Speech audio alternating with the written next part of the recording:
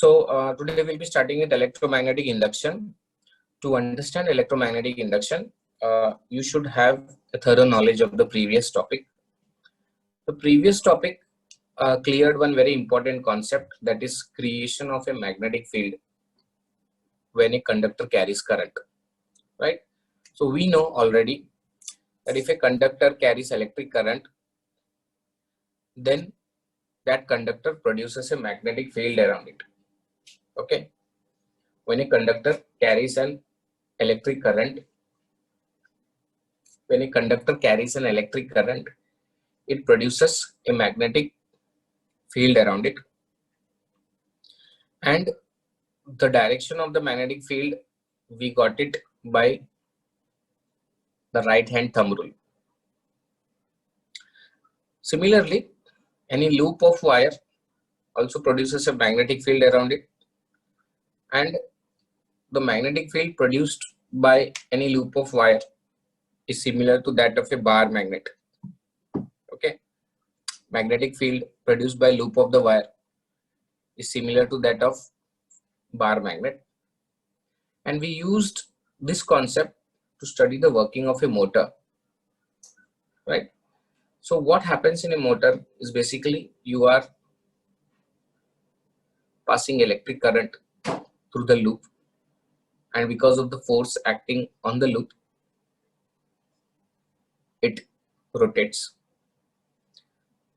For that, previously to that, we studied Fleming's left hand rule, because we also saw that if you place a loop of wire which carries a current in a magnetic field, one force acts on it, right? That direction of the force was given by Fleming's left hand rule. What did I say? If we place a loop of wire carrying current in a magnetic field, then on that loop of wire, one force acts due to the magnetic field. That force, its direction is given by Fleming's left hand rule. So in a motor, we pass electric current, and that motor converts electric energy into mechanical energy, right? So you are passing current through the motor, and then what is happening? That coil of the motor rotates. Now when you look into a device like a generator, it is exactly reverse. That is, we rotate the coil and electricity is produced. So if you try to compare a motor and a generator, what you see is, in a motor, we pass electric current and the coil rotates, and in a generator, we rotate the coil and electric current is produced. So whatever construction you studied yesterday of the motor, the generator also has almost similar construction, but there are slight modifications in that we will see later. So before going into the generator, why the reverse happens? That is, why when we rotate the coil, electricity is produced. Why that happens? To understand that, we have to understand this topic, that is electromagnetic induction. Okay, so basically, what is electromagnetic induction? If you have an electrical conductor, okay, conductor through which current is flowing, an electrical conductor, not the conductor through which current, so just an electrical conductor, just a conductor. If you have a conductor, and if you place that conductor in a magnetic field, okay, and if you try to change the magnetic field around the conductor, then that in that conductor electric current is produced. Try to understand what I'm telling. If you have an electric conductor and you place that conductor in a magnetic field, that is, if you place an electric conductor in a magnetic field, and if the magnetic field around the conductor changes, there are two ways of changing the magnetic field. One is just changing the strength of the magnetic field, and second is changing the position of the conductor. Like you can rotate the conductor or move the conductor to and fro. In both the cases, what happens? The magnetic field around the conductor changes. When you change the magnetic field around the conductor, then in the conductor, electric current is induced. Induced is produced. Okay. So this research was done by the scientist Michael Faraday, and in 1831, Faraday showed that an electric current can be produced in a conductor with the help of a moving magnet. So basically, this is a principle of a generator. Okay. So when they ask the principle of a generator in short one, who found out? So the answer will be that Michael Faraday showed that an electric current can be produced in a conductor with the help of a moving magnet. Think about this and how it is exactly reversed to the earlier topic what we studied.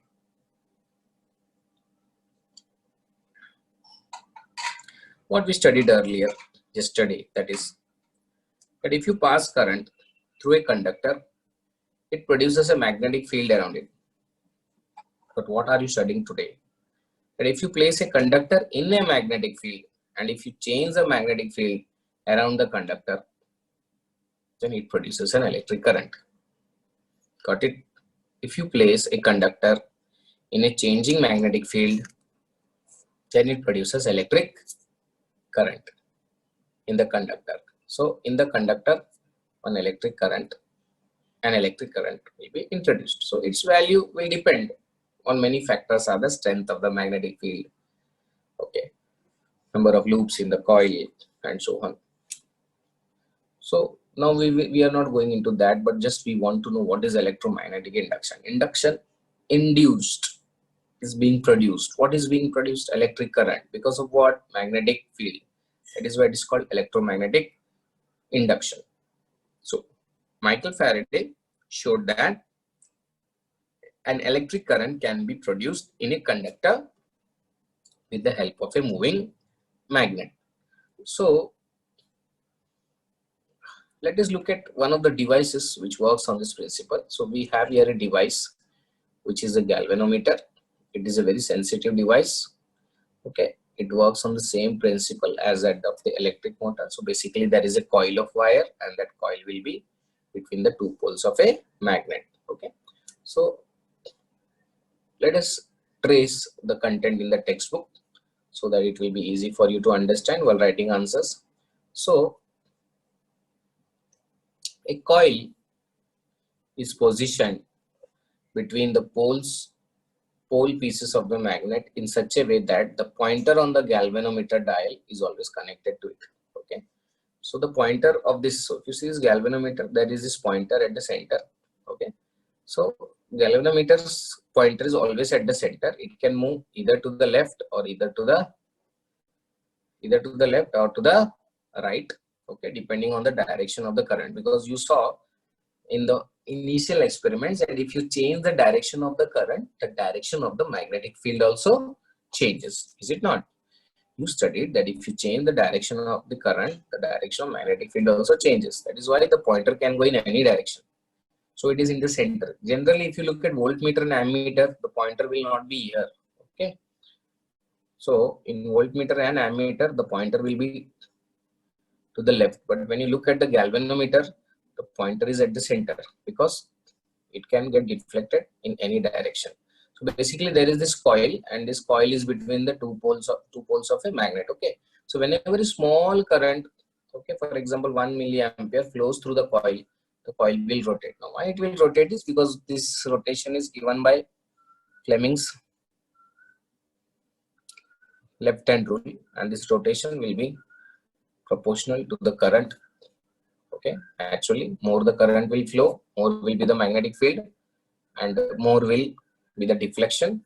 So ammeter and voltmeter also works on the same principle, but here difference is galvanometer, the pointer deflects on both the sides of the zero depending on the direction of the current. Okay, so the principle of this is actually based on electric motor, which we saw in the earlier lecture.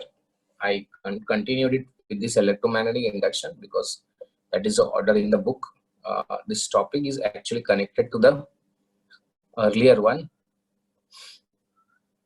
That is what we studied earlier. That is this principle of the motor. Okay. So when you look at this galvanometer, no, so there is a coil which is placed between two poles of a magnet. Okay. And when you pass current, coil is positioned between two poles of a magnet. Okay. And just remember that the pointer is always connected.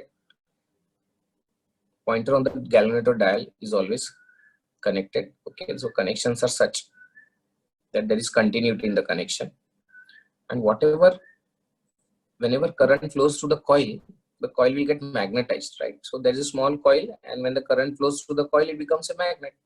And that magnet gets affected by the magnetic field of the surrounding magnet, because this coil is placed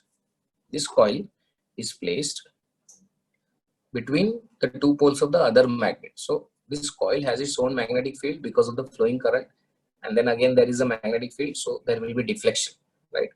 Now when you try to connect this with that of induction, you will see induction is actually totally reverse, right? So in induction, you are taking a conductor and you are placing the conductor in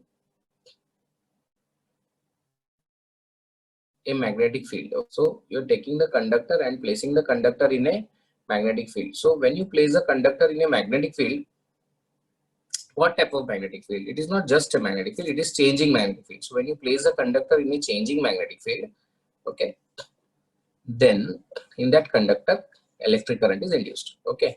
Now let's try to understand what is given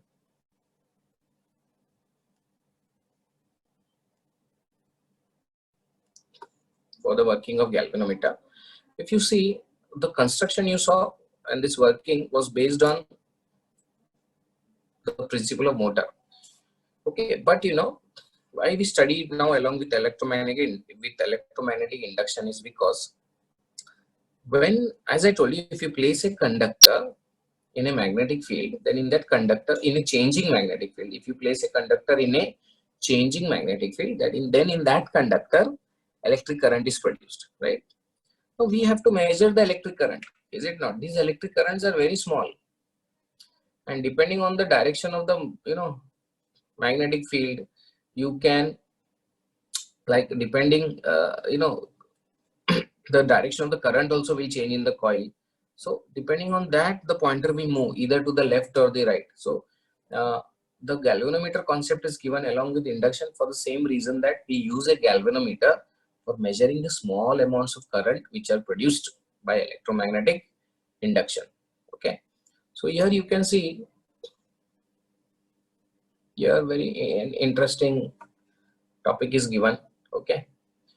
Collect the material as shown in the figure 4.15. So there is a galvanometer, okay, and there is a magnet at the center, and there is a wire at the top, right?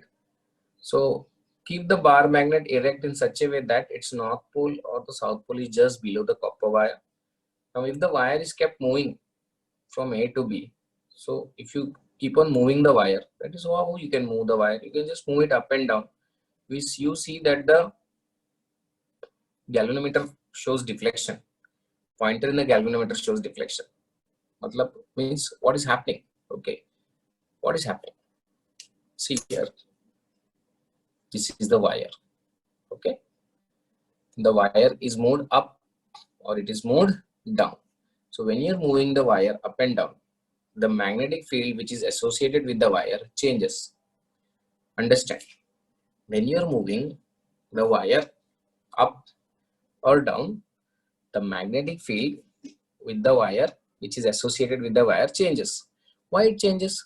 Because the distance of the wire from the magnet changes. When the distance of the wire from the magnet changes, the magnetic field which is associated with the wire also changes, right? Now you know, just now I told you some time ago that if you place a conducting wire in a changing magnetic field, what happens? Yes, electric current is produced. So when you move this wire up and down, the magnetic field associated with the wire changes, and in this wire magnetic field is produced. Sorry, in this wire electric current is produced. Okay, when you are moving the wire up and down in a changing magnetic field, then in this wire electric current is produced. Let me repeat. When we move this wire, okay, basically when we move this wire, its distance from the bar magnet is increasing and decreasing, right? So the magnetic field surrounding this wire changes. The magnetic field surrounding this wire changes. When the magnetic field surrounding this wire changes, that time an electric current is introduced in the wire, right? So is induced, the right word is induced. An electric current is induced in the wire. So that electric current which is induced in the wire is a very small value, has a small value, and that can be detected by a galvanometer. That is why in the circuit you have a galvanometer, right? So when this current flows through the galvanometer pointer will show deflection. Now if you remember, I told you that the pointer is at the center in the galvanometer. Why? Because it can get deflected either to the left or to the right. So to understand that, you can, you can change the movements of the wire, and you can see, how the deflection changes. So the pointer most probably here will get deflected in both the directions, because when the wire goes up, right, current is produced in a certain direction, and when the wire goes down, the current may be produced in a certain different direction. So we can do more experiments on this, right, using a proper setup. This setup which is given here is a very rudimentary setup, just for you to figure out that electromagnetic induction concept works. And basically it is what, that is when current flows, when a wire is placed in a magnetic field, when a wire is placed in a changing magnetic field, or we'll say conducting wire to be precise, when a conducting wire is placed in a changing magnetic field and electric current is introduced in the wire. So let's have a recap of this topic. So try to understand. Michael Faraday showed that when we place an electric conductor in a changing magnetic field, or when the magnetic field surrounding an electric conductor is changed, an electric current is induced in that wire. Okay, so every year induction is complicated for children, but it is as simple as this. Try to understand. That is, if we place a conducting wire in a changing magnetic field, then an electric current is induced in that wire. Okay, so to measure that electric current, we use a device called galvanometer. Why? Because galvanometer can measure very small amounts of current also. Okay, so the setup which is shown before you basically is a very basic setup, where you have a wire which I have given red color, and a magnet is placed below it, and we move the wire, okay, up and down, right? When we move the wire, the galvanometer shows deflection, because when we move the wire, the magnetic field associated with the wire changes, and as I told sometime before, if the magnetic field associated with the wire changes, then an electric current is induced in the wire. That is why it is called electromagnetic induction. Okay, so similarly you can see this also here.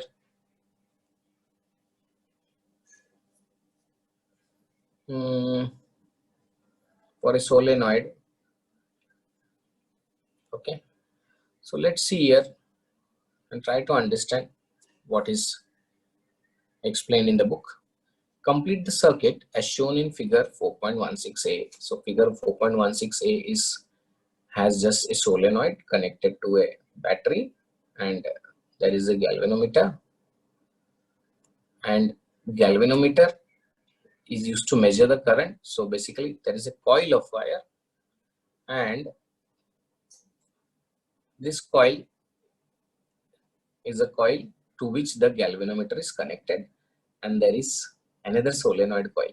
Okay, so what is being done is basically, see, you have two coils. One is the coil in which the electric current will be induced, and you have the second coil, which is a solenoid coil, which basically primarily acts as a magnet. Okay, so if you look in the first setup, the magnet was a permanent magnet, right? This was a permanent magnet, and when you use a permanent magnet, it becomes slightly difficult to change the magnetic field. You have to move the wire, or you have to move the magnet. So this approach is generally not followed. So what is the best approach then in that case? We don't use a permanent magnet, we create a magnet. Okay, what we do, we create a magnet by using solenoid. Now, what's the advantage of using a solenoid is you can change the magnetic field in this. How you can change the magnetic field? By changing the amount of current. So you see here there is the source. If you change the electric current flowing through the solenoid,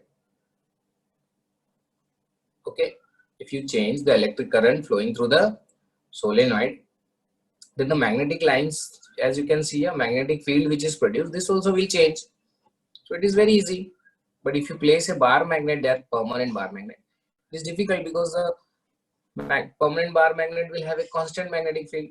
So what is better, using a bar magnet or a solenoid? So obviously using a solenoid is better because you can change the magnetic field. Because what our induction, principle of induction tells that we place a conductor in a changing magnetic field. We place a conductor in a changing magnetic field. That is, the magnetic field has to be changed. The magnetic field has to be changed. Just think about it.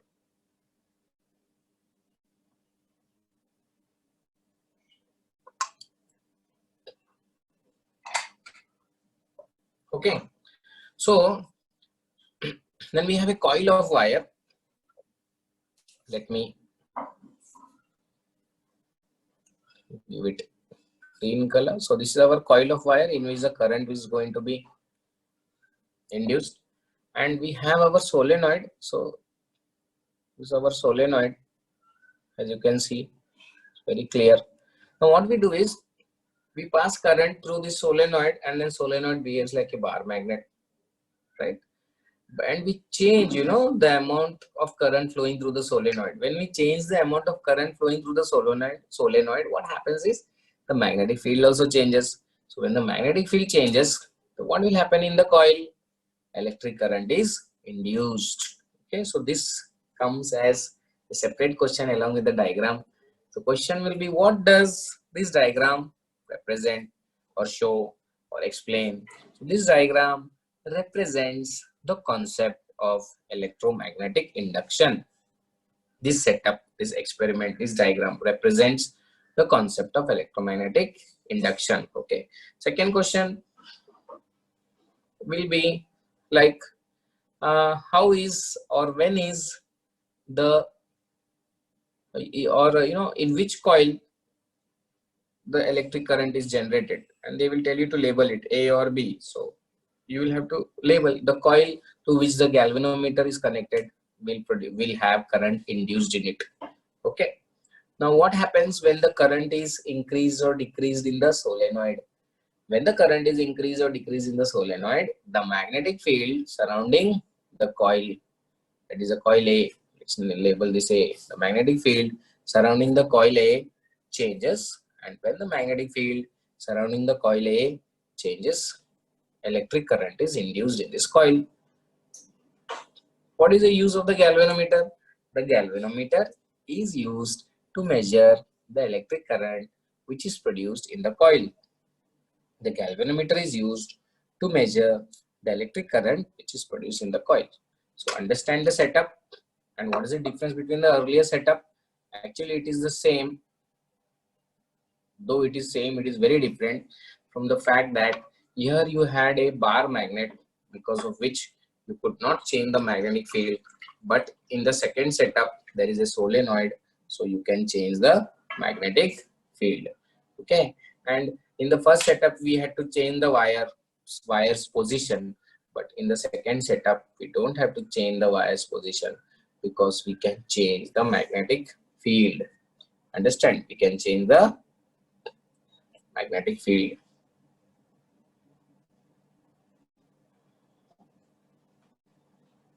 Then, so what is done? We pass current through the solenoid coil. The coil behaves like a magnet, and we change the value of the current. That is very important. When we change the value of the current, the magnetic field around this coil A changes. When the magnetic field around the coil A changes, an electric current is induced in the coil. Okay, the electric current can be measured with the help of a galvanometer.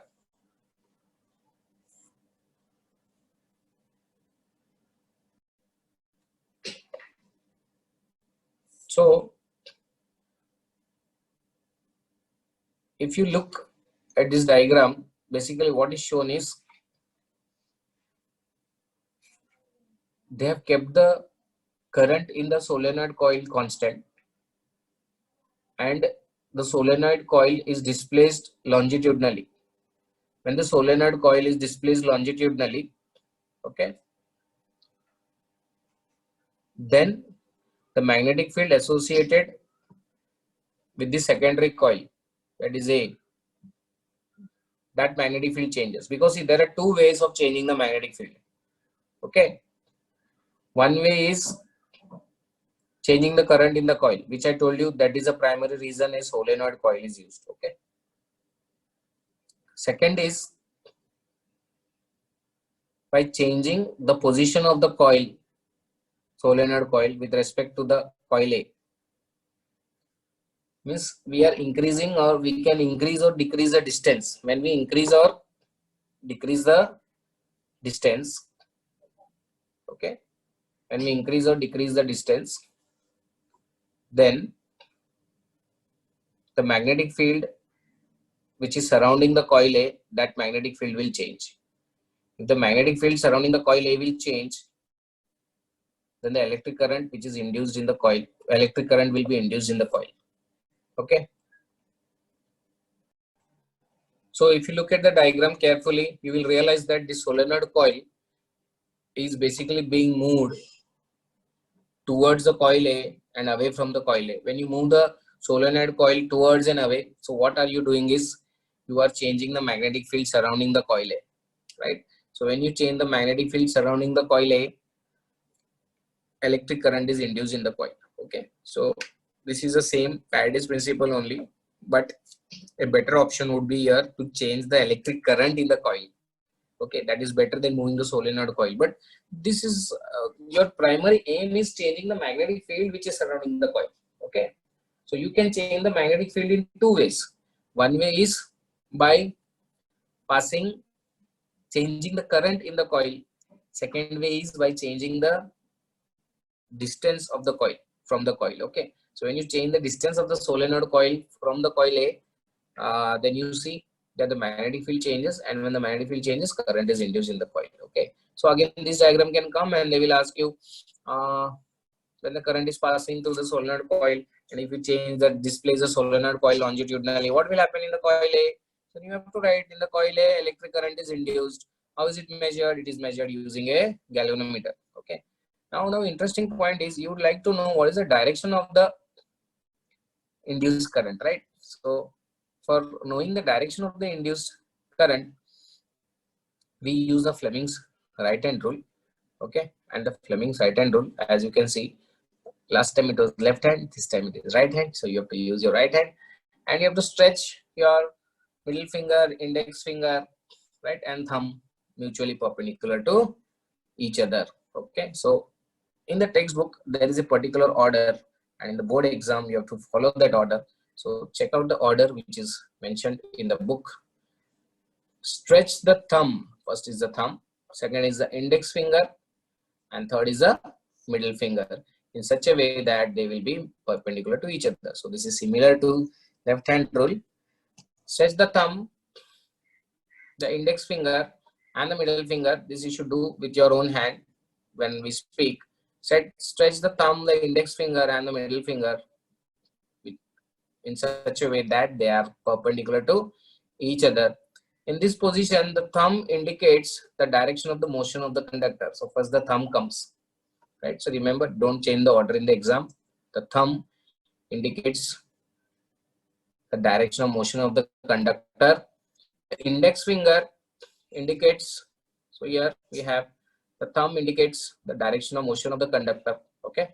And the index finger indicates the direction of the magnetic field, and then the middle finger, which is there, that will indicate the direction of the induced current.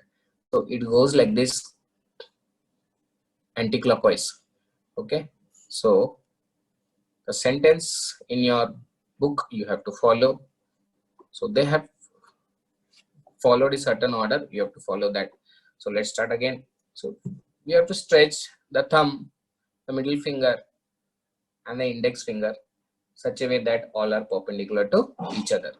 If the thumb points in the direction of the motion of the conductor and the index finger points in the direction of the magnetic field, then the middle finger shows the direction of the induced current.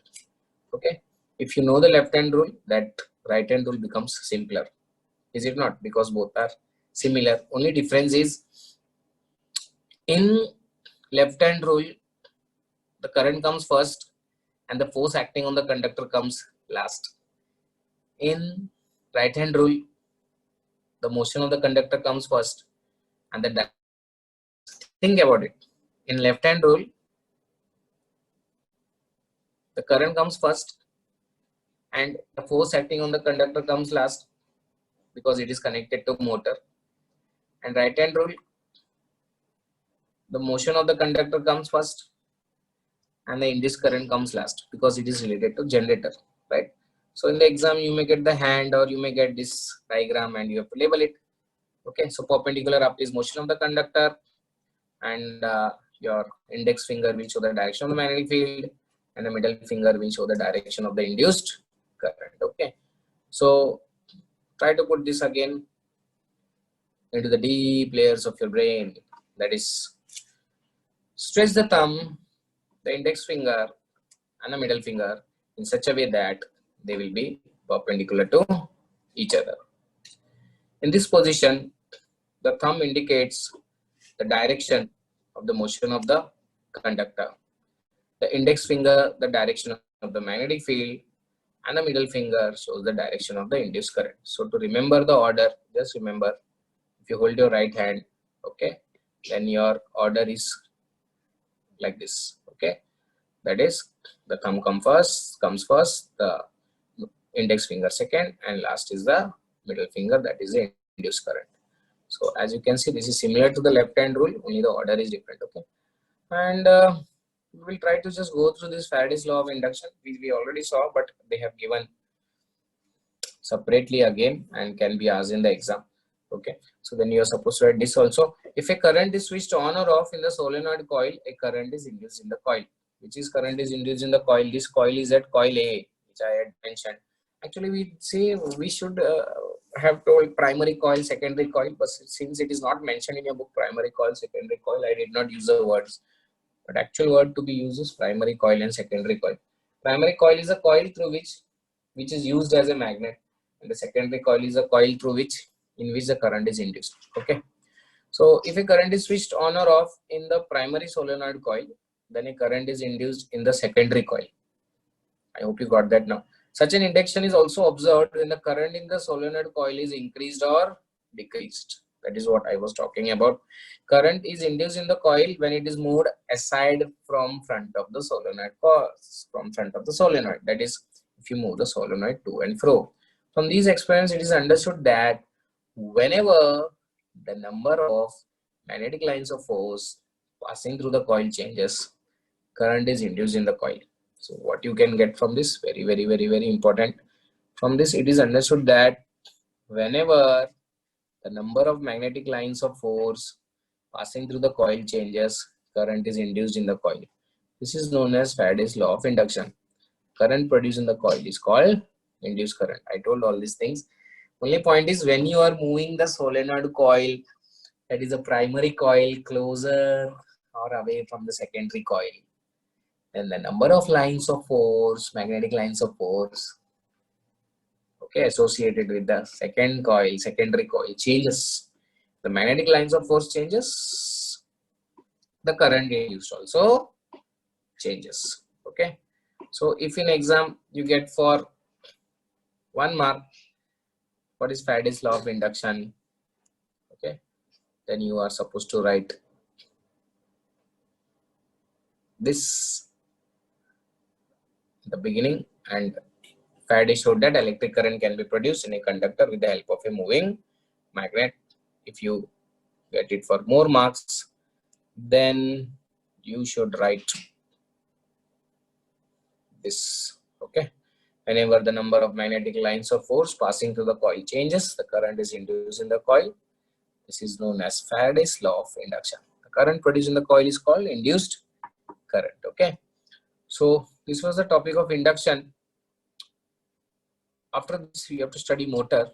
Okay, because motor is based on the principle of induction. So in your book, there is a topic of AC/DC, but we will not take that now. We will try to study the motor. So if you, it's generator.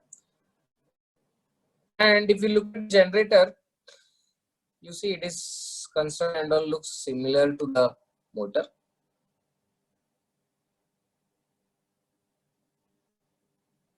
So I am just giving a pause here for you to look at the diagram. You see what is the similarity and difference. When you look, you will figure out. Yes, so you found a similarity. I hope that the north pole and south pole, there are strong magnets are there. Yes, same. Coil is also there. Yes, same. But other than that, everything is different. Yes, one more, there is similar point. That similar point is the axle. Similar point is the axle. Other than that, it is different. Because if you see here carefully, very, very carefully, if you see here, then you can see that here there is one complete ring, and here also there is one complete ring. There are two rings, R1 and R2. There are two rings. In motor, there was one ring which was split in the middle. It was called split ring. Here there are two rings, which is slip ring. That is one difference. Second, there we passed current, right? We had a source of electricity. Here we don't have a source of electricity. Here galvanometer is attached, means because electric current is produced. So in a motor, what is happening is the electric energy is converted into mechanical energy, and in a generator, the mechanical energy is converted into electric energy. So it is exactly reverse. Think about it. So let's look at the construction. So you have two strong magnets and you have a coil. Let me color that coil. Let me make it bold red. Yes, you have this coil, and one end of the coil is attached to one of the brushes B1. These brushes are the same carbon brushes which were there in motor, and that brushes are connected to a ring. Is connected to a ring which is the slip ring R1, and this other end of the coil,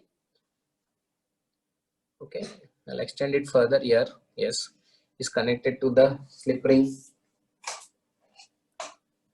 R2, right? R2, that is the slip ring which is R2. Just look at it. Is connected to the slip ring R2. Now the coil is rotated. What we have to do here, the coil is rotated. When the coil is rotated, okay, the magnetic field associated with the coil changes. Why it changes is because it is rotating between the two poles of a strong magnet. Okay, so magnetic field associated with the coil changes, then you know what is Faraday's law of induction. In the coil, current will be produced. But if you try to figure out what is the direction of the coil, let's see the content in the book. What they have given is, because as I always say, you have to write the content from the book, 10th standard SSC. So according to Fleming's left-hand rule, electric current is produced in the branches A, B and C, D in the direction A is to B and C is to D, right?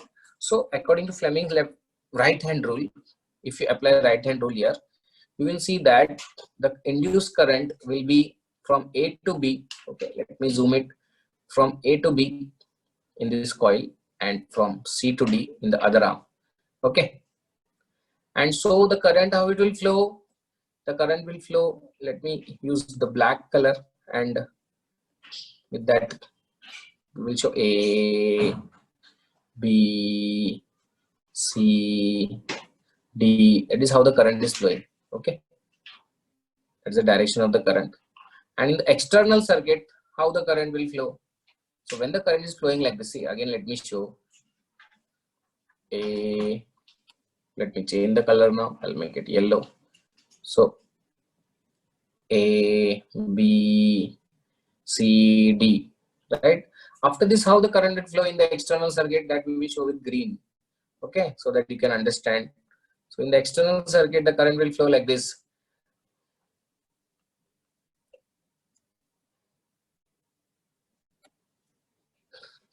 Got it? And then it will continue like this. Okay, so it will continue. So let me just clear this off and show again. So when the coil is rotated, see, we have to rotate the coil in the magnetic field. Why we are rotating the coil in the magnetic field? Because when we rotate the coil in the magnetic field, the magnetic field surrounding the coil changes. And according to Faraday's law, if the magnetic field surrounding the coil changes, then an electric current is induced. So let's start for the first rotation. When we rotate the coil, the current will flow like this, A, B, C, D, and in the external circuit it will flow from B to B1. Okay, right? Then that is external circuit. That is a circuit which is out of the coil. So it is external circuit where it is connected to the galvanometer. Now, what the other thing is interesting point is, obviously only one loop of wire will not be there in a generator. In a generator, there will be many loops of wires, and when many turns are there, then the amount of current which is produced will increase. Now, what happens now? Next thing, what is interesting for you to note is what happens when this AB, this AB comes where there is CD. So I'll just give CD red color and AB green color. Okay, AB is green color. Okay, now when it rotates, okay, it will rotate, this will rotate like this, and it will come here, rotate, because we are rotating it, right? So AB will come to CD, then what will happen? So then we have to interchange the colors, right? So red will be here and the green will go to the other side. Now what will happen? Okay, now if you see that way, then the direction of the current will change. Okay, that is, after half rotation, AB takes the place of CD and CD takes the place of AB. So what will happen is, so now this will be, we have to rename this. Okay, actually we have to rename this. This will be D. Okay, so I better use black so that with D, this will be C, and here it will be A, and here it will be B. So now how the current will flow? As you can see, the arrow is there here, right? So now the current will flow how? It will flow D, C, B, A. First it was A, B, C, D. Now it will be D, C, B, A. Correct? Because the positions are interchanged. So that we will show with blue color. Okay, let me show this free flow like this, T C B A. Okay, but now for you point to understand, that this position, which is here, the diagram will not be here, because while rotating it will come over here, is it not? It will come over here, and this B2 which is there, it will rotate and come over here. Just try to think about this. See, when it rotates, when the coil rotates, so this point will start moving and it will come over here, and this will move, and this will move and come over here, right? So when that happens, so in place of B1, B2 comes, and in place of B2, but it is not at the same point, it is ahead and behind, here. So it will be here, and this will be here, right? So when B1 goes in the place of B2, means on the side of B2, and B2 comes in the side of B1, then you will see the direction of current in the external circuit changes. The direction of current in the external circuit, that time it was B2 to B1, because now B1 is here. So it will be, current will be like this, B1 to B2. Getting? So this is something which is very interesting. So let me explain this again right from scratch so that you understand. See, so this was the initial setup. This is the initial setup. Okay, in the initial setup, how it is, the current is flowing from A to B to C to D, and then it is coming to the brush B2, right? That is the internal circuit. And external circuit, it is flowing from B2, right? B2 to B1. So it is flowing like this, right? Okay. Now this is for 1/2 of the rotation. Now once the rotation happens, like AB goes over here and CD comes, okay, to AB. So then how it will be? So it will change, right? The positions will change. So suppose in the beginning I had marked AB with red color and I had marked CD with green color. Now after half rotation, the positions will get interchanged, right? So here CD will come here, no? So here it will be green, and the other end it will be red. This much you have understood? Okay, hope so. But then I have to change the namings. So I will keep here D, and I will keep name here C, and here I will name it A, and name it B. So now if you observe the direction of current, you will see earlier it was A, B, C, D. Now it will be D, C, B, A. Okay. But at the same time, what is happening is the B1 which was there, no, here, this B1 will come from here to here. Okay. So here there will be B1, and this B2 which was there, it will move around down and come here, right? So now the direction of current, so suppose the B1 is here, so the direction of current will be how? Then it will be like this, right? So it will change, okay, and it is going to change. Okay, so that slip ring will change, and that is why it is mentioned here that the direction of current also changes. So if you see here, therefore the induced current goes as DCBA. Why it is going as DCBA? Because you can see it starts here with D, no? So it goes D, C, B, A. Okay, and then but the branch BA is always in contact with the brush B2. That is what I told you, that branch is always in contact. It is not like the motor where it loses contact. This is always in contact, so it will come to the other side. Okay, and the branch DC is contact with B2, and the external current flows from B1 to B2, that is opposite to the previous half rotation. Okay, so earlier the current was flowing, if you see this diagram, which is an earlier one, the current was flowing from B2 to B1, but now this is not possible because here B1 is come. So because B1 is come, so now current will flow from B1 to B2, where B2 is where? Here. Getting? So please understand this. See, let me rub this. and erase this and explain this again. Earlier position is this, where current is flowing from B2 to B1. Okay, B1 is up, yes. But what has happened is now the positions have got changed. That is B1 is come over here.